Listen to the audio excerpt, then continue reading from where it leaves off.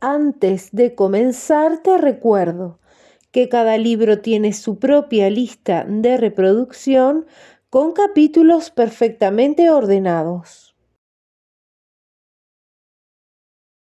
La casa del bosque. Laura Ingalls Wilder. Capítulo 8. Baile en casa del abuelo. El lunes por la mañana todos se levantaron temprano, con prisas, para ir a casa del abuelo.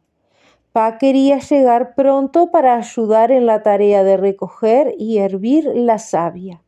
Ma ayudaría a la abuela y a las tías a preparar los buenos manjares para todos los que irían al baile. Desayunaron, lavaron la loza e hicieron las camas a la luz de la lámpara. Pa colocó cuidadosamente su violín en el estuche y lo dejó en el gran trineo ya que estaba a punto en el portal. El aire era frío, helado y la luz era grisácea cuando Laura, Mary y Ma con el bebé Carrie subieron al trineo cómodo y caliente debajo de las mantas y sobre la paja del fondo. Los caballos sacudían la cabeza y hacían cabriolas agitando alegremente los cascabeles cuando emprendieron la marcha por el camino que cruzaba el gran bosque hasta la casa del abuelo. La nieve era húmeda y suave en el camino, de modo que el trineo se deslizaba rápidamente por encima y los grandes árboles parecían apresurarse a ambos lados. Poco después el sol brillaba en el bosque y el aire centelleaba. Los largos rayos de luz amarillenta se introducían entre las sombras de los troncos de los árboles y la nieve se coloreó ligeramente de rosa. Todas las sombras eran delgadas y azules, y cada pequeña curva de la nieve amontonada y cada pequeña huella en la nieve tenía una sombra. Pa mostró a Laura las huellas de las criaturas salvajes en la nieve a los lados del camino. Las huellas pequeñas, saltarinas, de los conejillos cola de algodón, las pequeñas huellas de los ratones de campo y las huellas leves, como marcas de plumas de los pájaros de la nieve. Había huellas mayores, como de perro, por donde los zorros habían pasado, y también vieron las huellas de un ciervo que se había alejado saltando entre los árboles del bosque. El aire se estaba calentando y Pa dijo que ahora la nieve ya no duraría mucho. El tiempo transcurrió rápidamente y el trineo, con el tintineo de los cascabeles, entró en el claro donde el abuelo tenía su casa. La abuela salió a la puerta y se quedó allí, sonriente, invitándoles a entrar. Les dijo que el abuelo y tío George ya estaban trabajando en el bosque de Arces, de modo que Pa fue a ayudarles, mientras Laura, Mary y Ma, llevando a Carrie en los brazos, entraban en casa de la abuela y se quitaban los abrigos. A Laura le encantaba la casa de los abuelos. Era mucho mayor que la de ellos. Había una gran habitación y otra más pequeña que era de tío George, y quedaba otra todavía para las tías Docia y Ruby. Y había una cocina con una gran estufa fogón. Era divertido correr y cruzar toda la longitud de la gran habitación, desde el hogar de la chimenea en un extremo hasta la cama de la abuela, debajo de la ventana en el otro lado.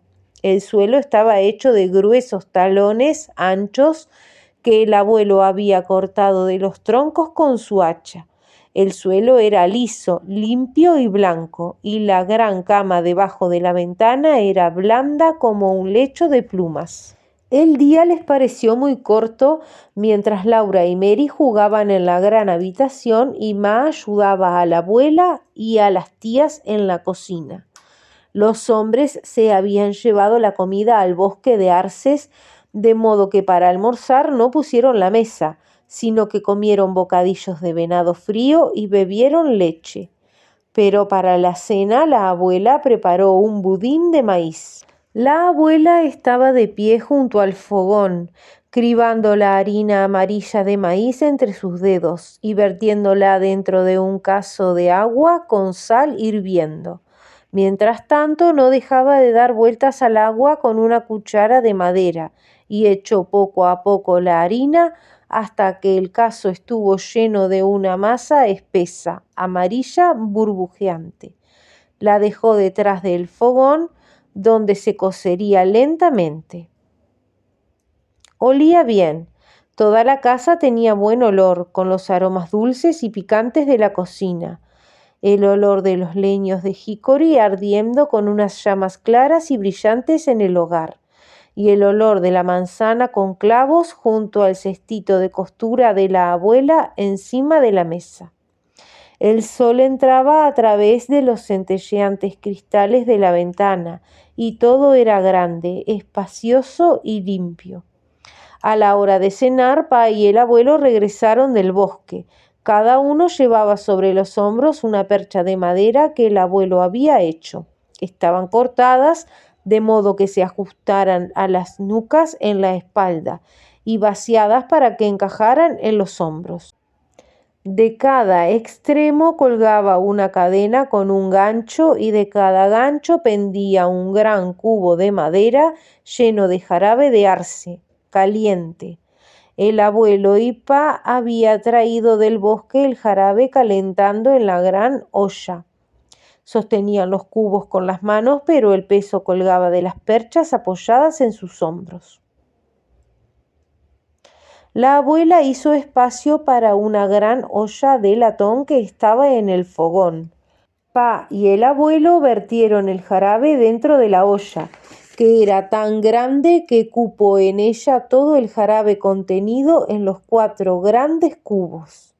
Tío George llegó entonces con un cubo más pequeño de jarabe, y todos cenaron budín de maíz con jarabe de arce.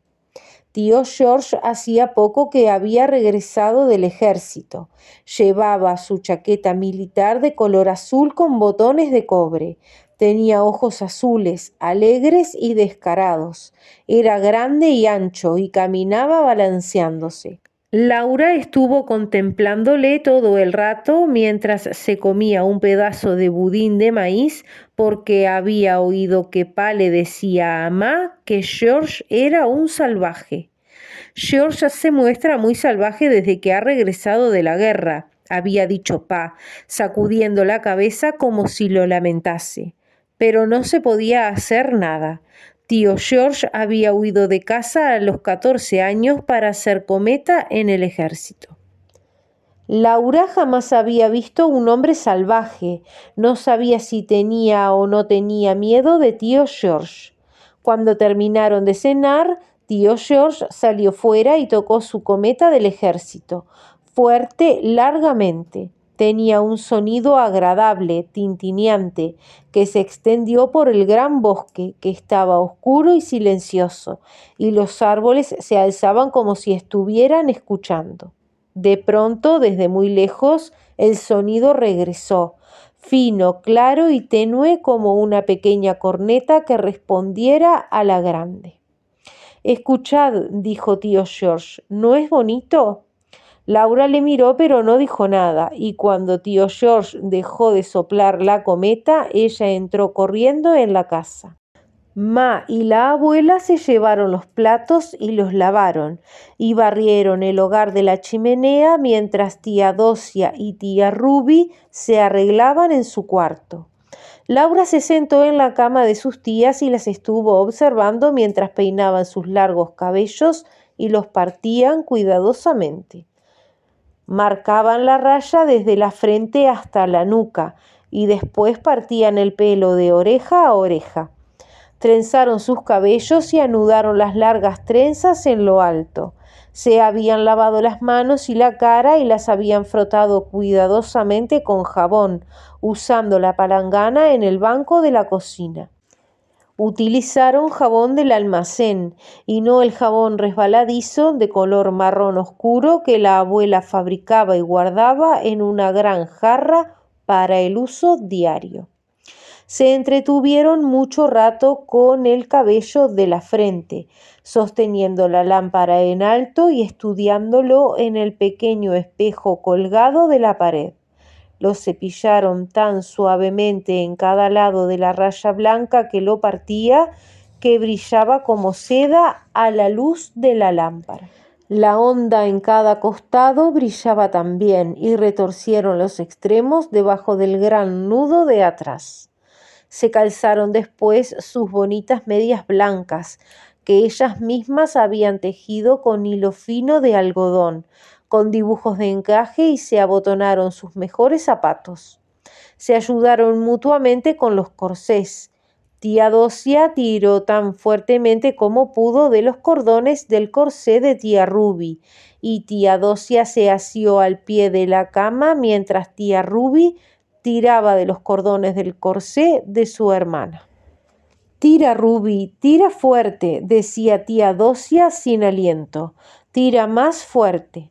Así que tía Ruby afirmó los pies y tiró más fuertemente. Tía Docia se medía la cintura con las manos y finalmente jadeó. «Supongo que esto es lo más que puedes hacer», añadiendo después. Caroline dice que Charles podía rodearle la cintura con las manos cuando se casaron.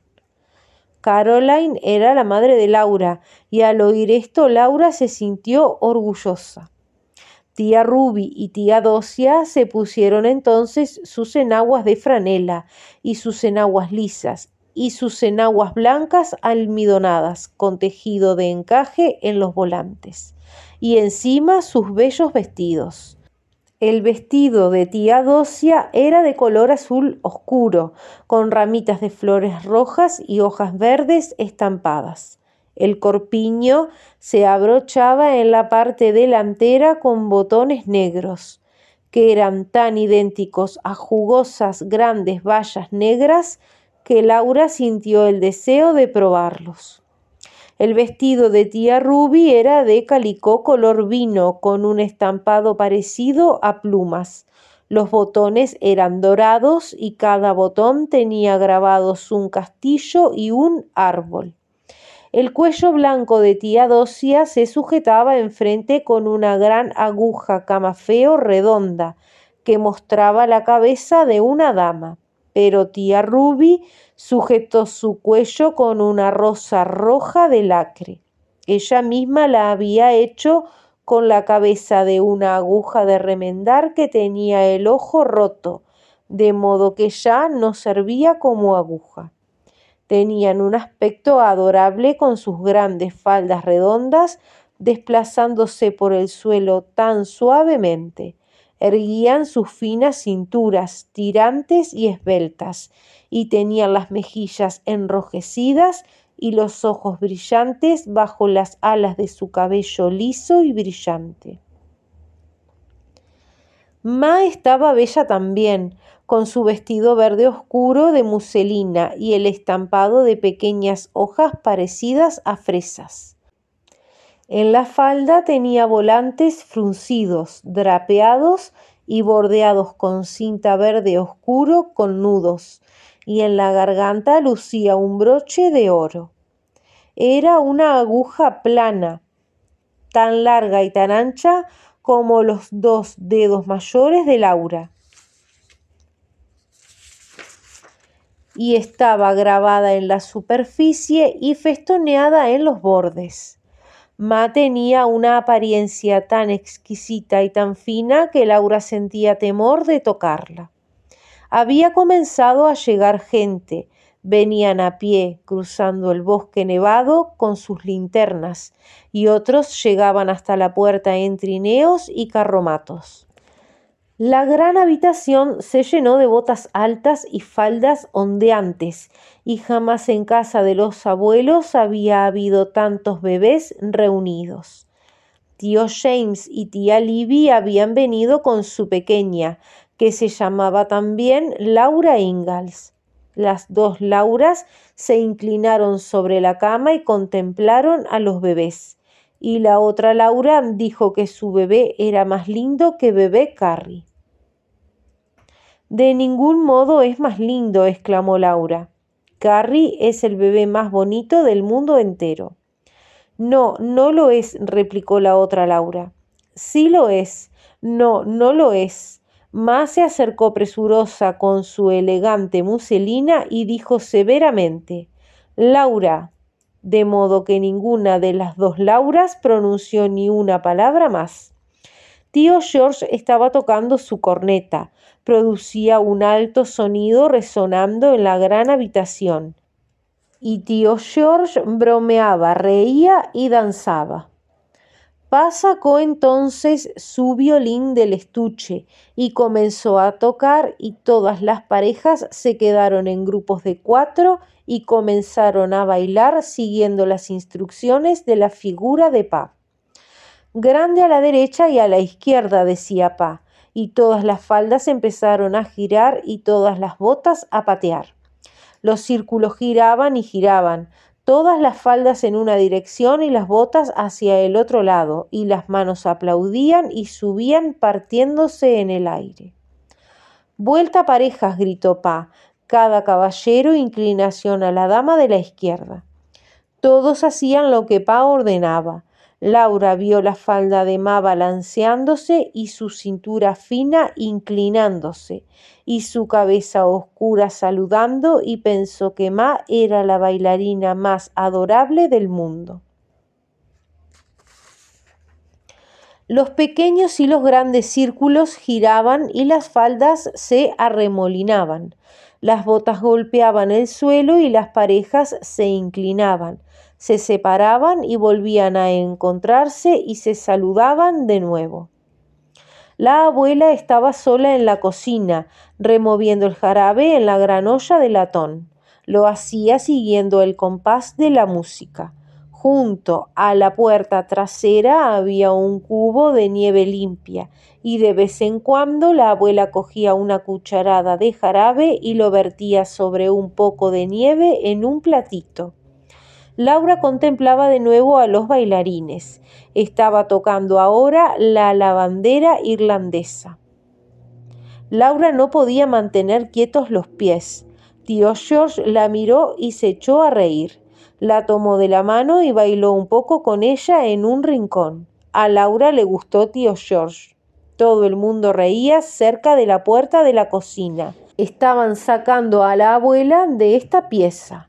El vestido de la abuela también era bonito, de calicó azul oscuro con hojas otoñales esparcidas por encima. Tenía las mejillas sonrosadas por la risa y sacudía la cabeza negativamente. Llevaba en la mano la cuchara de madera. No puedo dejar el jarabe, decía. Pero Pa inició los compases de El viajero de Arkansas y todos comenzaron a dar palmadas marcando el compás de la música, de modo que la abuela hizo una reverencia y dio unos cuantos pasos de baile.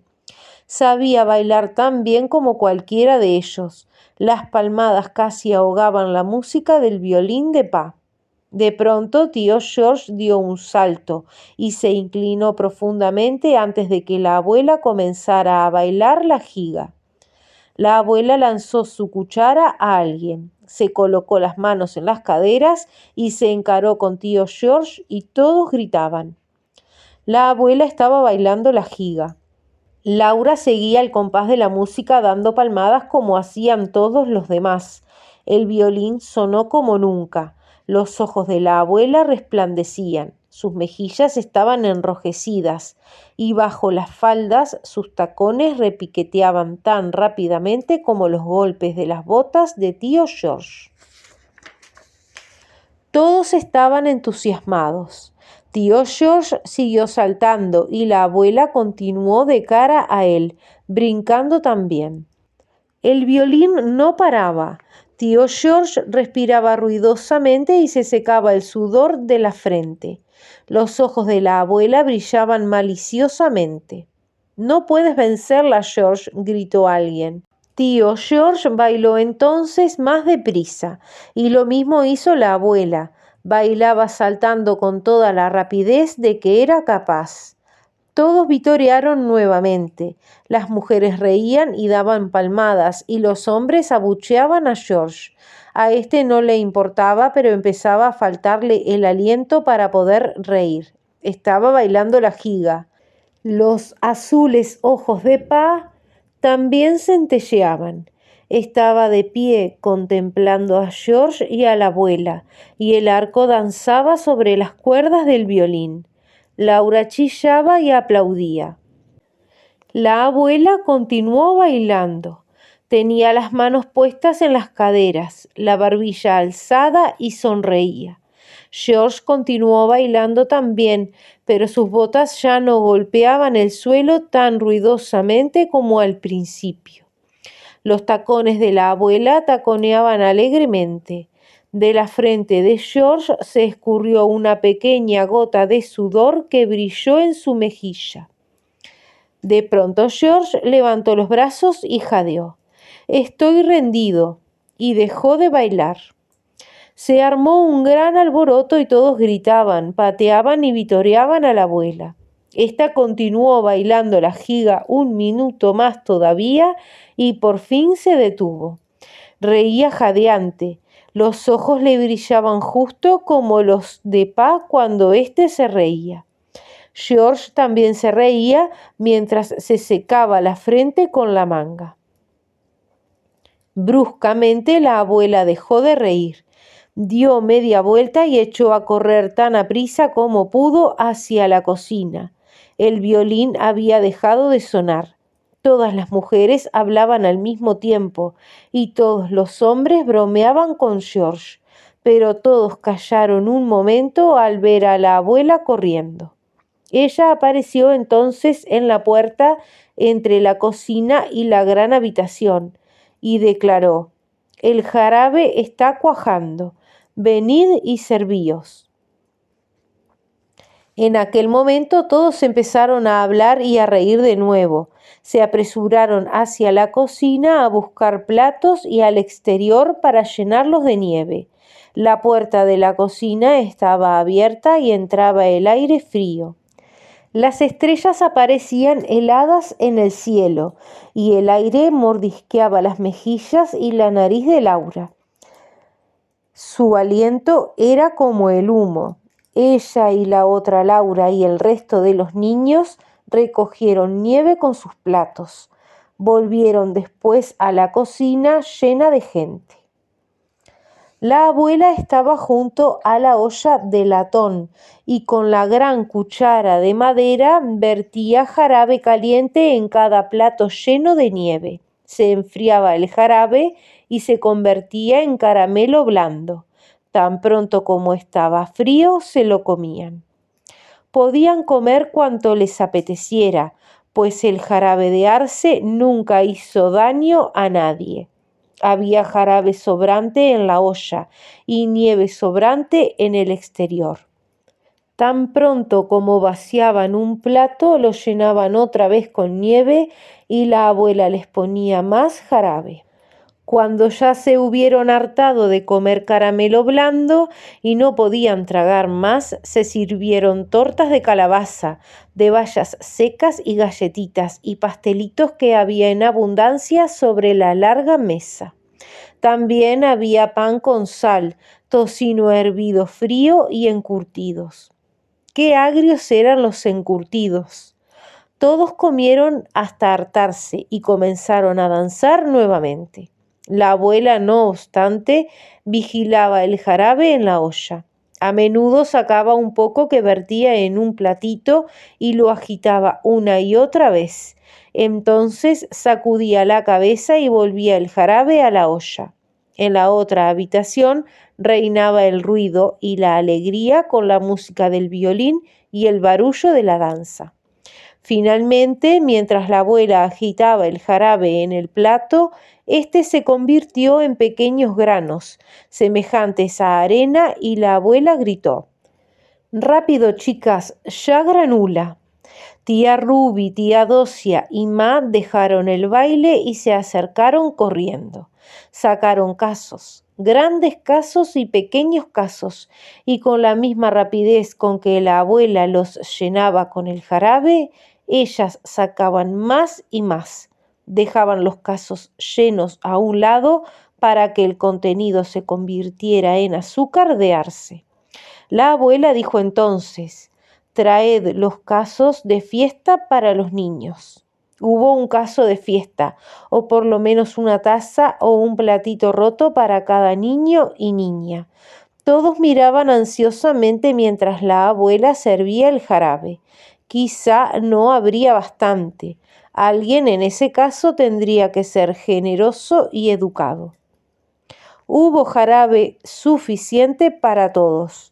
Los últimos restos en la olla de latón llenaron exactamente el último caso de fiesta. Nadie se quedó sin él. La música y la danza continuaron sin parar. Laura y la otra Laura observaban a los bailarines yendo de un lado para otro. Después se sentaron en el suelo en un rincón y continuaron observando. El baile era tan bonito y la música tan alegre que Laura sabía que jamás se cansaría de escuchar. Aquellas hermosas faldas giraban y giraban. Las botas continuaban golpeando el suelo y el violín continuaba sonando alegremente. Cuando Laura despertó, se encontró tumbada de través a los pies de la cama de la abuela. Ya era de día. Ma y la abuela y el bebé Carrie estaban en la cama. Pa y el abuelo dormían arropados en mantas en el suelo junto al hogar. Mary no se veía por parte alguna. Dormía en cama de tía Docia y tía Ruby con ellas. Pronto todo el mundo se levantó. Había panqueques y jarabe de arce para desayunar. Pa trajo después los caballos y el trineo delante de la puerta. Ayudó a subir a Ma y el bebé Carrie, mientras el abuelo levantaba en brazos a Mary y tío George hacía lo propio con Laura, y las arrojaron por encima del borde del trineo, sobre la paja. Pa las arropó con las mantas y el abuelo, la abuela y tío George no cesaban de gritar: «¡Adiós, adiós!», mientras se alejaban adentrándose en el gran bosque camino de casa. El sol calentaba y los caballos levantaban con su trote pequeños salpicones de barro con las patas. Detrás, en el trineo, Laura veía las huellas de sus patas y cada huella había aplastado la fina capa de nieve clavándose en el barro. «Antes de la noche», dijo Pa, «veremos el final de la nieve de azúcar».